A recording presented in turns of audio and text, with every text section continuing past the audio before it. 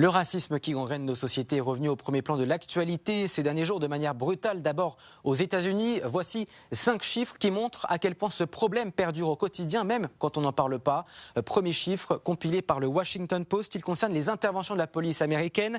1265 Afro-Américains ont été tués depuis 2015 par la police, d'après le journal, ce qui représente un ratio de 30 Afro-Américains pour 1 million contre 12 pour 1 million seulement pour la population blanche, alors même que les Afro-Américains représentent seulement 13% de l'ensemble de la population américaine. Les hommes afro-américains ont donc 2,5 fois plus de risques d'être tués par la police comparé à la population blanche. C'est un chiffre de l'Académie des sciences américaines. Les inégalités sont aussi économiques. Elles contribuent largement à ce climat de colère aux États-Unis. Quand on regarde le taux de pauvreté, il est beaucoup plus important chez les Afro-Américains, 20,8% contre 10,1% pour la population blanche américaine. Mêmes inégalités en ce qui concerne le chômage.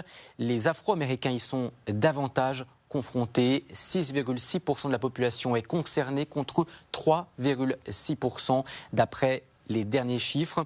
Et puis quand on regarde les 500 entreprises les plus importantes aux États-Unis référencées depuis le début de l'année, 4 seulement sont dirigées par des Afro-Américains. Marvin Ellison, qui est à la tête d'une grande chaîne de distribution, Kenneth Frazier pour un laboratoire, Roger Ferguson qui dirige un fonds de pension et Jade Zetlin qui est à la tête d'une multinationale. Mais ce n'est pas une fatalité. L'exemple de Oakland en Californie le montre. Le nombre d'Afro-Américains tués par la police ces dernières années a diminué. C'est dû en partie à de nouveaux types de recrutement ou de formation des policiers.